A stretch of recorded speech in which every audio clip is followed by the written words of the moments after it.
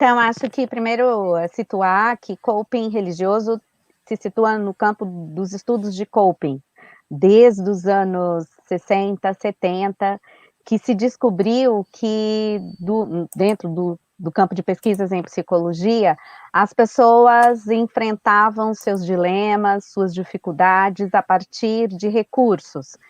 Às vezes recursos internos, às vezes recursos externos. Isso foram os primeiros estudos e os estudos que se desenvolveram dentro da questão, né, de enfrentamentos às vicissitudes, aos conflitos. Os estudos de coping religioso, né, falam exatamente dessa condição de poder nos utilizarmos dos recursos agora externos e internos da experiência religiosa. Então, assim, agora, além de estarmos no campo dos enfrentamentos, do como lidamos com os nossos conflitos, dilemas, com os nossos desafios do cotidiano, entra a questão religiosa, né? Então, assim, coping religioso. O pai desses estudos, né, ainda é vivo, é um americano, Kenneth Pargament, é uma pessoa que já, né, esteve aqui no Brasil, conversou com a gente, eu tenho uma relação mais direta com ele, inclusive, por algumas pertenças que nós temos comuns, e é uma riqueza o estudo dele, né, ele vai mostrando que, assim, não dá para pensar em enfrentamento, em sofrimento humano, sem pensar na questão religiosa, e religiosa mesmo, grandes religiões, tá, pessoal? Porque vai ter a questão espiritual, que eu também vou explicar, né, tanto que ele é chamado em pesquisa de coping religioso espiritual, por essas questões ligadas também à espiritualidade, mas os estudos de pagamento não vão nessa direção, eles são estudos em cima de a importância da religião para as questões de como lidarmos com os sofrimentos.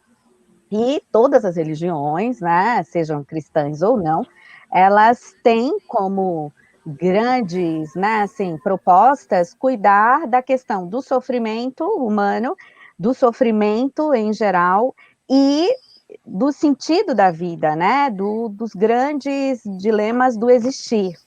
Então, como que a gente está falando? De recursos para enfrentar os dilemas e os problemas sem incluir o religioso, né? Então, ele entrou e trouxe isso.